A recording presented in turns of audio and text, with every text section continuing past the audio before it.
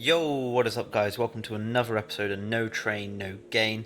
This is a very significant episode because it is number 26, which if my maths is correct means we are exactly halfway through the challenge that I set myself of doing one of these a week for a whole year. So I'm back again in this sunny spot down by my local park, and I'm not a big fan of this spot actually, to be honest. Won't be freestyling here anymore, but today I was going to try and be quite disciplined with myself and spend 45 minutes on lowers, 45 minutes on sits, and 45 minutes on uppers. So starting off with lowers, and I've skipped past like the basic kind of warm-up bits, and today I wanted to kind of spend time on weak alternate homie Tuzani, because it is the weak alt 2 rev that I am like worst at in comparison to alt homie Mitch and alt lemons. The end goal kind of in my mind is that it would be great to just kind of be able to do either foot weak alt 2 revs wherever you want in a combo, but at the minute that is certainly not the case with my weak alt homie Tuzani.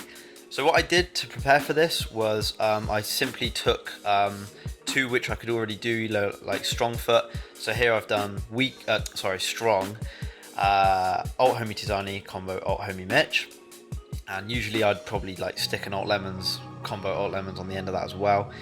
And then the goal was just to try and replicate that, but then on my weak foot. And given the time constraint that I set myself of 45 minutes for lowers, like including like warming up and everything as well, it's kind of quite hard actually. And also progressively as this session went on, I was beginning to really hate the surface that I'm freestyling on. Although the picture won't do it much justice, it is really uneven and rough, so I don't think I'll be freestyling here in future. And with a bit of persistence, I finally got it. Not that it's anything special, but it's just nice to be able to kind of combo the tricks which usually they don't really, you have to kind of, they still create a little bit of a mental block in your mind, and there I'm getting a bit frustrated with my headphones, which is another reason why I should probably be in the studio. But yeah, I mean, like here, this is where I actually get it, and you notice like I drop it and then it's just bam, 2 touches straight back into it, which is good because at the start of the day, comboing alt homie Tizani was a bit of a struggle, I'm not gonna lie.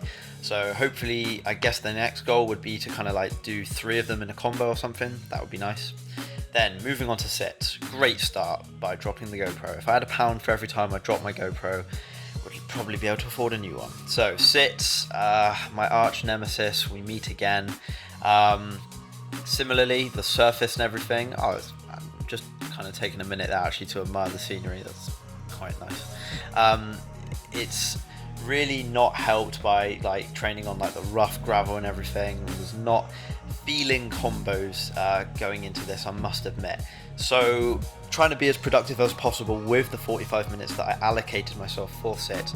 Thought I'd visit shin rolls again because it kind of annoys me how they are one of the most use it or lose it kind of tricks I've ever found. And I set myself a target of 10, and I think I got 8 in this clip, but they certainly have lost a lot of their kind of cleanness and their guile and their fluidity. So I know that I'm definitely going to have to put in a lot more time to get them back to the level they were at. And typical me, I couldn't resist having a go at some combos regardless anyway.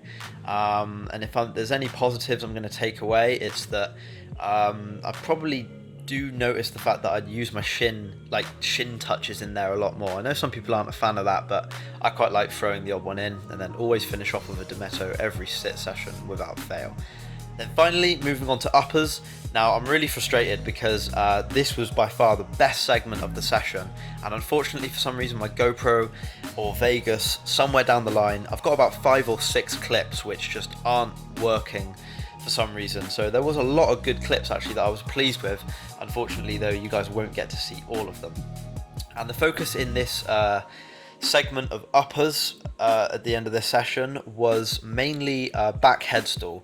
For some reason I've just suddenly fallen in love with it. As soon as I figured out how to control it when it lands on there, I've just kind of had like a lot of fun with it. So here I'm kind of working on different kind of ways of coming out of it, because so far the only way in which I've been able to come out of it, as I think I do here, is to flick it up and then try and maybe catch it on the ear. And it's okay and everything, but I would rather try and come up with a way in which I can roll it into another spot or place it in another spot, so to speak. I think it just kind of adds a little bit more of that fluidity in upper combos. So, as you can kind of see here, the whole kind of half roller into back headstool thing is becoming quite a consistent thing for me.